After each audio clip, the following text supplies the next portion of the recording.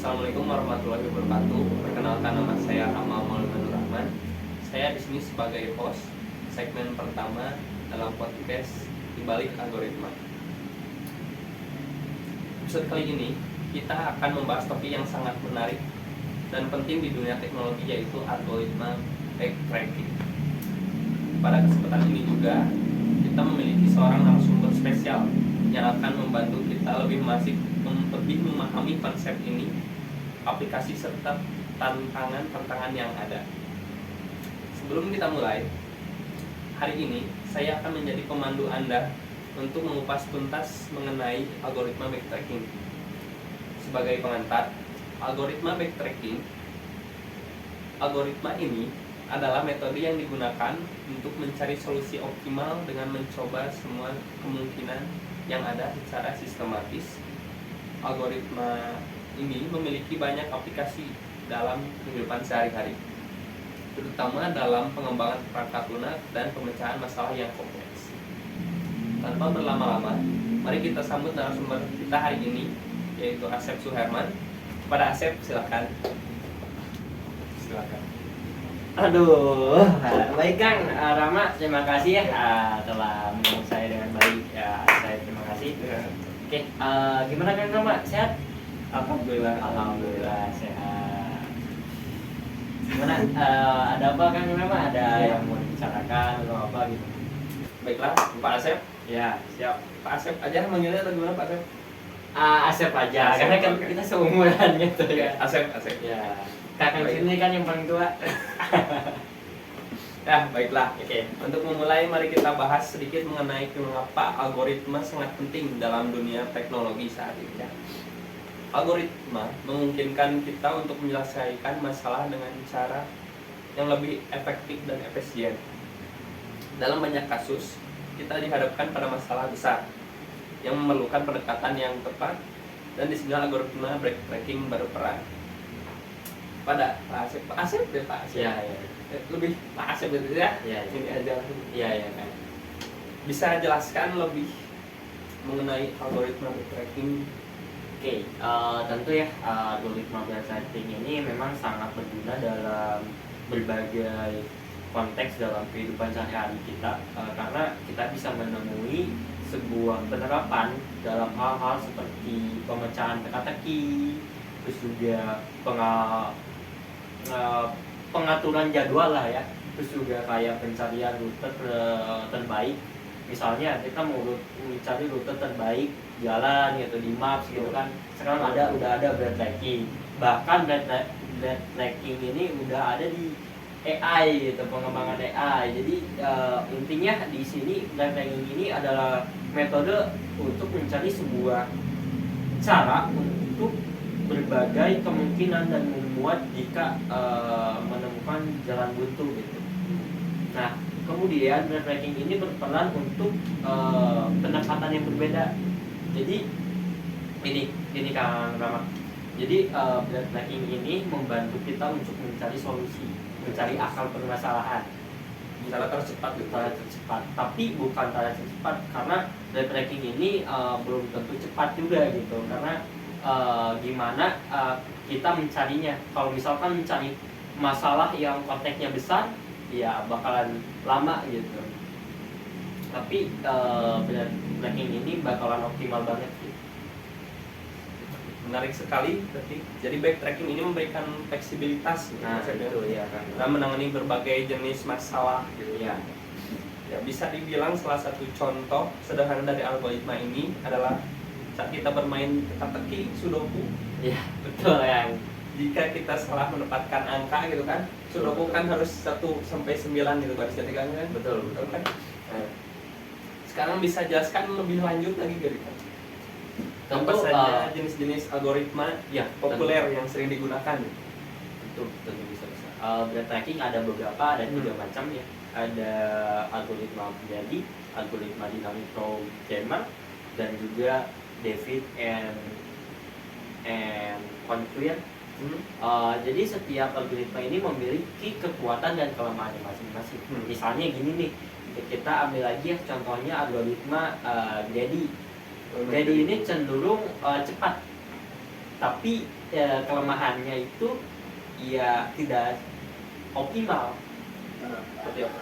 Ya tidak optimal, jadi kayak pemecahan masalahnya itu tidak optimal, tidak selalu selesai, tidak selalu sukses gitu.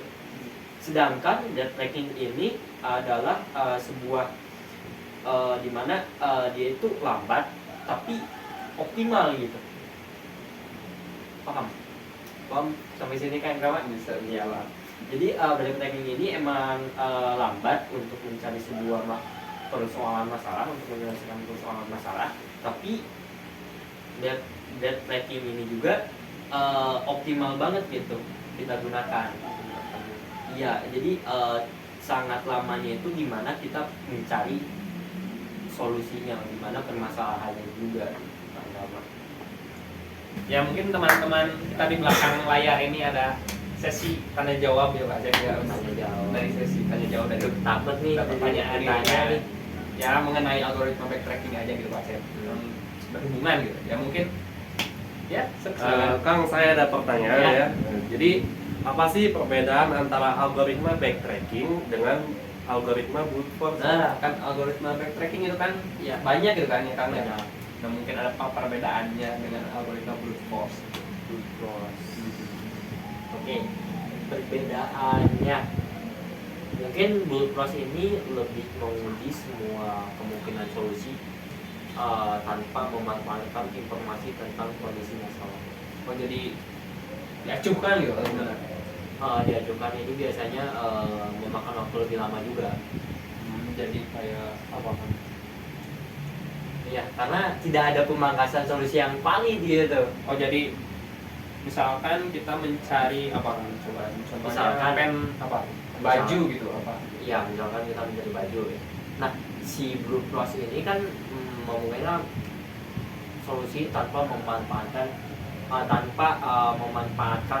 informasi. Jadi misalkan si baju ini informasinya ada, tapi di brute force ini tidak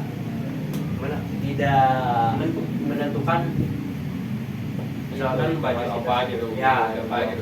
Jadi yang ukurannya apa? Oh, gitu. yang ditampilkan baju doang gitu. Iya, gitu. Ukuran warna seperti itu enggak gitu. Nah, Gitu. betul kayak gitu. Jadi antara brute force itu kayak gitu. Backtracking, backtracking apa tuh backtracking coba? Untuk backtracking Perbedaannya. itu menggunakan pendekatan sistematis. Pendekatan sistematis. Ya, pendekatan sistematis dengan memangkas jalur solusi yang tidak mungkin menghasilkan hasil yang valid. Jadi kan tadi kalau misalkan dari brute force ya, ini biasanya memakan waktu lebih lama karena tidak memangkas tidak solusi itu. ada pemangkasan gitu, tidak ada pemangkasan solusi yang tidak valid. Sedangkan dari brute force itu harus diwajibkan. Untuk backtracking harus diwajibkan gitu. Backtracking ini untuk diwajibkan menghasilkan hasil yang valid, Yang sesuai Yang ya, sesuai. kita sebagai pengguna cari gitu kan. Seperti itu. Mungkin menjawab untuk yang di belakang layar. Nah, terima kasih ya Kang. Mungkin ada pertanyaan kedua. Ya mungkin tadi untuk pertanyaan pertama ya sudah cukup kan. Untuk pertanyaan kedua mungkin Pak Asep ada lagi gitu. Ada lagi yang mau ya. ditanya? Tadi kan salah satu pertanyaan dari teman saya nih, apa tantangan utama dalam mengimplementasikan algoritma backtracking untuk masalah-masalah yang besar? Masalah besar, masalah besar. kan backtracking itu kan tidak memangkas kan tadi, tapi untuk masalah besar kan gimana? Masalah besar. Nah, untuk tantangan utamanya sih untuk masalah besar itu dalam mengimplementasikan algoritmanya. Ditanya, oke. Jadi backtracking ini pada masalah besar adalah kompleksitas waktu yang tinggi. Kita waktu tinggi. Ya. Jadi karena backtracking ini mencoba semua kemungkinan solusi. Ya, tidak memangkas kan? Tidak Backtracking memangkas. Jadinya harus valid gitu, harus sukses. Jadi makanya jumlah langkah yang diperlukan bisa sangat besar juga. Terutama untuk masalah dengan banyak elemen atau fitur. Elemen tersebut. Ya, Banyak elemen atau banyak dimasukin gitu kan? ya banyak dimasukin seperti itu. seiring bertambahnya juga ukuran masalah, ruang pencarian, solusi space tumbuh secara eksponensial. Jadi yang mengakibatkan waktu eksekusinya itu sangat lama juga. Jadi butuh waktu yang lama gitu kan untuk Butuh masalah waktu yang yang lama. besar gitu kan. Masalah yang besar. Seperti kita halnya kan kalau misalkan ada masalah, kita kan menenang terlebih dahulu, menenangkan pikiran terlebih dahulu daripada kita harus cepat untuk beres masalah, emosi, betul nggak? Iya. Jadi untuk mengatasi masalah ini juga seringkali perlu dilakukan pruning yang saya tadi katakan. Jadi atau pemangkas. Jadi kan pruning tadi saya menjelaskan bahwa pruning ini memotong cabang yang tidak mungkin menghasilkan solusi yang baik. Memotong cabang berarti yang tidak memungkinkan itu kan. Ya, yang tidak memungkinkan untuk solusi yang terbaik lah, yang valid gitu. Jadi serta penggunaan teknik lain seperti memorization untuk menyimpan hasil perhitungan yang sudah dilakukan. Jadi ada lagi nih metodenya nih, ada lagi yaitu namanya memorization untuk menyimpan hasil perhitungan yang sudah dilakukan. Menyimpan. Oke. Mungkin apa tadi masalah yang besar gitu kan. Nah, masalah Mungkin besar itu boring sama memorization bisa menggunakan metode yang namanya teknik pruning sama Memorization. memorization. Oke. Untuk pruning itu memotong sebuah cabang yang tidak ada solusi, dan untuk memorization itu untuk menyimpan hasil perhitungan yang sudah dilakukan. Oke, Kak. Mungkin ada beberapa pertanyaan. Satu pertanyaan lagi mungkin ya. Satu Boleh. pertanyaan lagi Kang terakhir kan boleh. Boleh. Mungkin pertanyaan terakhir ya Pak Asep Ya. ya, pertanyaan terakhir dari teman kita. Mungkin ada dari temannya, silakan. Nah, jadi ada satu lagi pertanyaan dari teman saya. Kan dari tadi kita berbicara tentang cara menemukan solusi menggunakan apa? Algoritma backtracking. Algoritma backtracking. Namun apa yang terjadi jika backtracking tidak menemukan solusi? Tidak menemukan solusi kan algoritma backtracking tadi menemukan solusi seperti itu kan Pak Asep ya. Memangkas itu. Tapi ini tidak menemukan solusi di dalam algoritma backtracking. Mungkin Pak Asep bisa menjawab. Jadi mungkin untuk kayak pemangkasan kayak gitu ya, kayak tadi kan adanya pruning, adanya memorization. Kalau pruning itu kan memotong cabang yang tidak ada solusi. Tidak. Ya. Kalau planning kan menyimpan hasil Memorization, data gitu, menyimpan hasil data, betul. menyimpan hasil datanya. Mungkin tidak ada solusi ya Pak. Kan dia menemukan solusi ini untuk algoritma backtracking bagaimana Pak?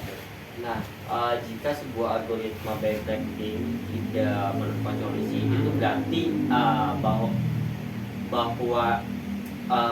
bahwa setelah mencoba semua kemungkinan yang valid, Ya. tidak ada solusi yang memenuhi kondisi masalah. Jadi tidak ketemu gitu. Tidak ketemu ya. Tidak ketemu sih solusi tersebut gitu. Kayaknya nyumput deh. Buat Nyumput. itu sih gitu ya. Harus dicari gitu. Tapi tidak ketemu. Nah, tidak ketemu. Tapi algoritma ini akan berhenti dan mengembalikan hasil yang menunjukkan bahwa solusi tidak ditemukan. Jadi kalau misalkan emang misalkan dari awal tidak menemukan solusi, si algoritma backtracking ini bakalan berhenti dan juga mengembalikan hasil yang menunjukkan bahwa solusi tidak ada. Bukan error berarti kan? Bukan. Tapi tidak menemukan solusi yang tepat, tidak menemukan hasil yang valid, valid, tidak menemukan hasil yang valid. Oke. setelah mengeksplor semua pilihan yang mungkin. Dan juga sebagai contoh ya, dalam masalah endpoint, jadi jika backtracking ini tidak menemukan konfigurasi ratu yang aman di seluruh papan catur setelah mencoba semua kemungkinan, misalkan jadi konfigurasi ratu yang papan catur Iya, atau iya. ada disuruh papan catur sedang mencoba semua kemungkinan, maka akan dikembalikan hasilnya menunjukkan bahwa tidak ada solusi yang mungkin ada untuk ukuran papan catur tersebut. Namun perlu dicatat, Ya. kalau perlu dicatat juga, Nah, catat ya, untuk yang di belakang catat. Catat. Catat. Gimana Pak Sep? bahwa jika algoritma backtracking ini dikombinasikan dengan teknik lain seperti pruning, maka ia akan Pruning, ya. menghindari eksplorasi jalur yang tidak mungkin memberikan solusi pasti. Jadi misalkan kita menggunakan kombinasi dengan teknik lain seperti pruning juga nih yang saya jelaskan tadi, tidak mungkin memberikan solusi pasti. Jadi menghindari eksplorasi itu, menghindari eksplorasi memberikan sesuatu solusi pasti untuk tidak mungkin. Jadi ketika kita menggunakan pruning, kita itu akan dihindari untuk eksplorasi jalur yang tidak mungkin memberikan solusi pilot yang dapat mempercepat proses pencarian dan mengurangi waktu yang diperlukan. Oh jadi untuk yang tidak mungkin seperti macet kan ya kan? Nah, ya. Yang macet jadi yang dijalurkannya yang lancar Nah, gitu. itu Oh, yang seperti lancar. itu. Jadi kan Bukan. dengan adanya sistem pruning ini kan kita memotong cabang yang tidak diperlukan, yang tidak ada solusinya. Jadi ya udah gitu. Kalau misalkan macet, ya kita cari jalan lagi, Lebih cari cepat gitu kan, cepat ya. lagi gitu. Seperti itu ya. Untuk seperti itu. Agar tidak stuck di sana. Betul, betul. Ya mungkin sekian ya Pak Sep ya. Ya. Pertanyaannya dari yang di belakang mungkin Pak Sep sudah menjelaskan tadi apa pertanyaannya saja yang diberikan. Terima kasih untuk penjelasannya ya Pak Sep ya. Ya. Mungkin sekian penutupan saya. Terima kasih atas Pak Asep yang sudah datang Ya, hari terima ini kasih banyak. menjelaskan Terima kasih tentang banyak. algoritma backtracking, blurring tadi, memoization dan sebagainya. Ya terima kasih untuk Pak Asep Ya. yang sudah hadir, sudah menjawab pertanyaan-pertanyaan dari teman-teman kita yang di belakang ya Pak Asep ya. Mungkin kita akhiri segmen pertama yang menjelaskan tentang algoritma backtracking. Tapi untuk segmen kedua kita untuk minggu depan yaitu ada algoritma branch and bone Pak Asep. Ya. Mungkin Sukses, untuk sukses. narasumber berikutnya kita tunggu ya. Terima kasih. Sekian dari saya. Wassalamualaikum warahmatullahi wabarakatuh.